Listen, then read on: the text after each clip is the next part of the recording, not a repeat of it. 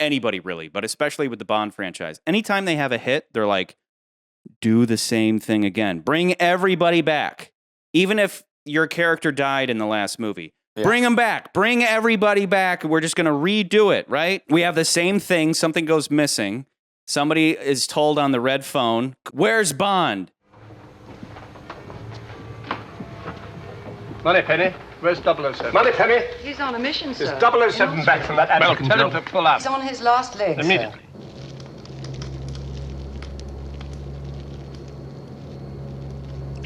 It's just the same thing. And it's not bad necessarily, like, because it's still funny. He's on his last leg. He's feeling up a babe.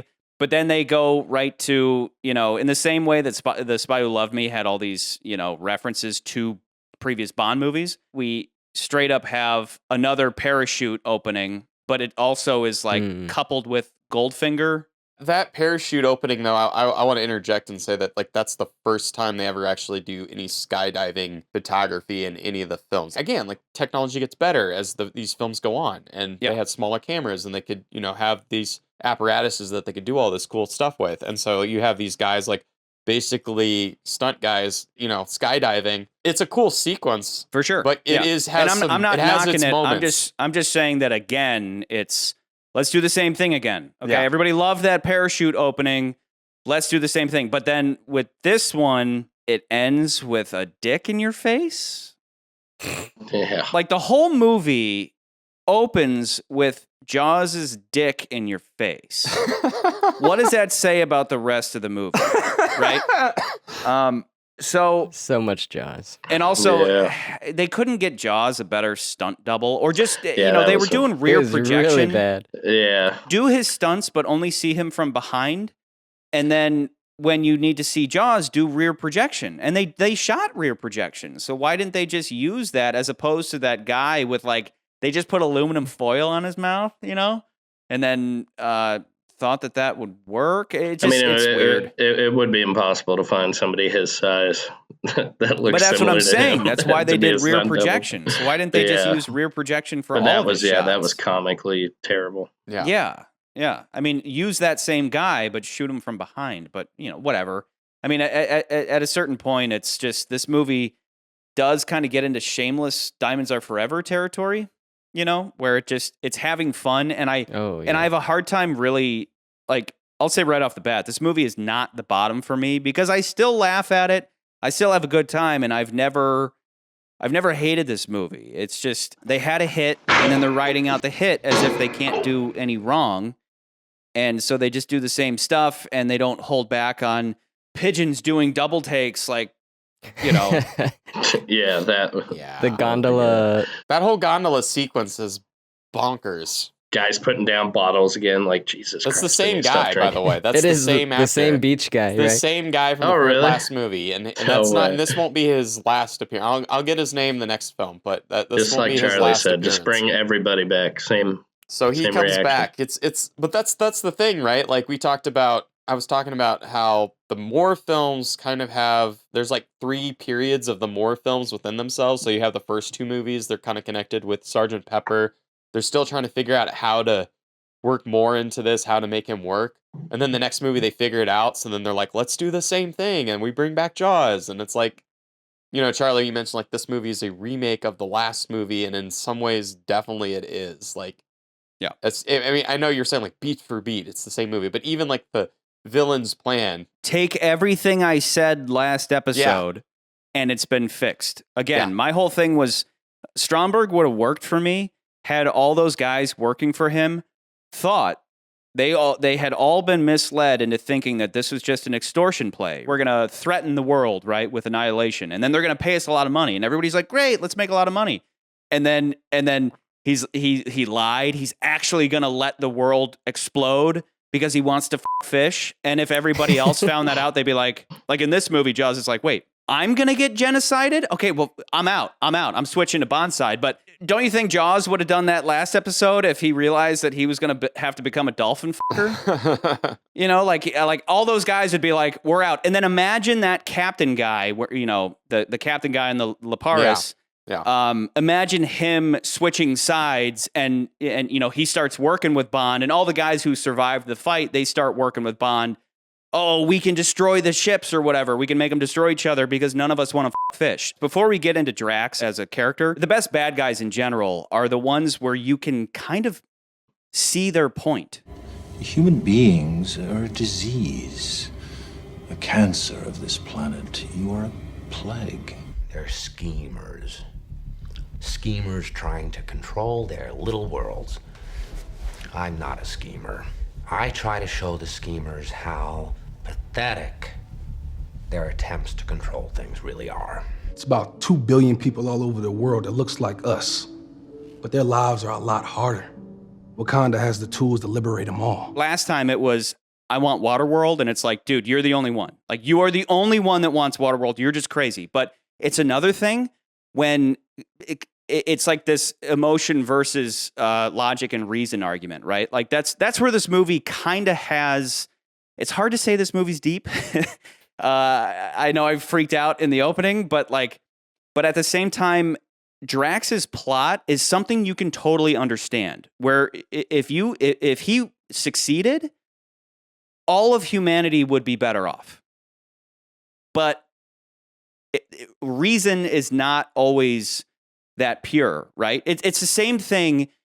Sorry, please don't ban me. But it's the same thing as like I said. He's like a Hitler-esque character, right? He's trying to generate this master race. Yeah, and logically. Like, there are a lot of conclusions you can come to logically. Like, okay, anybody above the age of 60 should just be killed.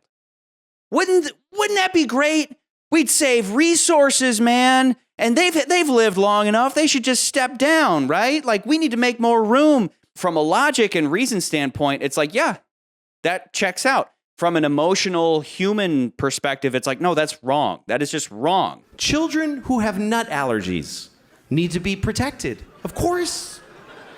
We have to segregate their food from nuts, have their medication available at all times, and anybody who manufactures or serves food needs to be aware of deadly nut allergies. Of course.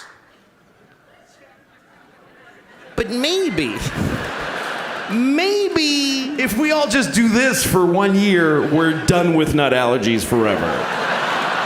And that's where with Drax, it's like, okay, if everybody just looked the other way, suddenly humanity would be free of diabetes and cancer and mental disorders, and everybody would be sexy. Don't you want to live in that world? But then that sounds good until you're on the undesirable list. But that's where this bad guy's motivation is a little deeper than just, I want money, I want to fuck fish.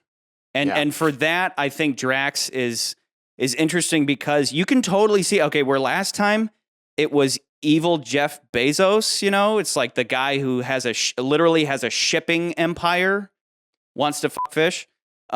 This time it's evil Elon Musk, the guy obsessed with space travel, who, you could totally see Elon Musk because he's kind of like this quiet, awkward genius where he's like, yeah, we should kill everybody with peanut allergies. We should do that. It's like he's like loading up trains with people with peanut allergies to go put them in ovens, Like, I could totally see Elon Musk pulling that shit on Mars, at least. And then, like Hitler, who wanted everybody to be blonde-haired, blue-eyed, it's like, Hitler, you're not blonde-haired and you're not blue-eyed. So like, was Drax going to put himself in the airlock when all was said and done? He was going to get in there with Jaws and his girlfriend, and the three of them were going to drink that champagne and then but yeah, they'll survive. It's only 100 miles. We'll survive. Yeah. So last thing though about Drax though is that like, all in all, Drax is very much like a return to Dr. No, that kind of quiet, muted monotone. East, west, just points of the compass, each as stupid as the other. At least I shall have the pleasure of putting you out of my misery. But I honestly really like Drax. I do. Yeah, he's I don't just, dislike Drax. Yeah, he's like up his own ass, and he's just he only raises his voice the one time, like when he's losing control. You obey me.